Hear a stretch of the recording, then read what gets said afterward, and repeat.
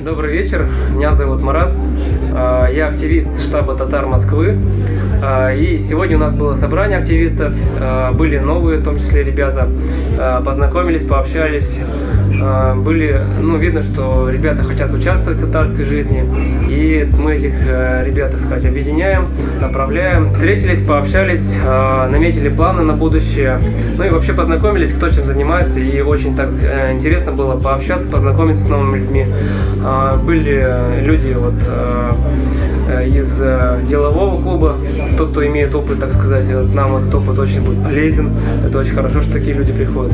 Были студенты, которые тоже, так сказать, их увлекает, да, им хочется как-то проявлять себя, и в своем университете они хотят организовать какие-то сообщества небольшие для того, чтобы каким-то образом татары были в университете вместе, держались друг за друга и, возможно, там участвовали в каких-то татарских мероприятиях.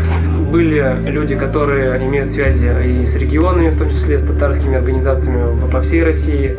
Это очень хорошо, что такие люди приходят, они хотят участвовать в жизни татар, в деятельности, как-то проявить себя. Ну и каждый по-своему. Кто-то готов уделять там час в день, да, кто-то может и по 2 часа может, кто-то после работы, а кто-то студент, у него, говорит, прямо куча свободного времени. И каждый понемножечку, каждый делает какой-то свой небольшой вклад, и такими небольшими шагами мы двигаемся вперед, развиваемся, и все больше людей о нас узнает. И это очень радует. И сегодня вечер тоже пришло очень много людей.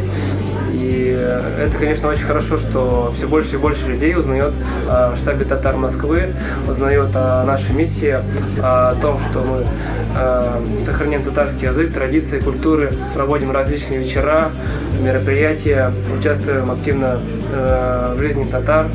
Приходите в штаб татар Москвы, здесь очень весело, здесь вам будут рады и найдете очень много полезных знакомств и, может быть, даже вторую половинку.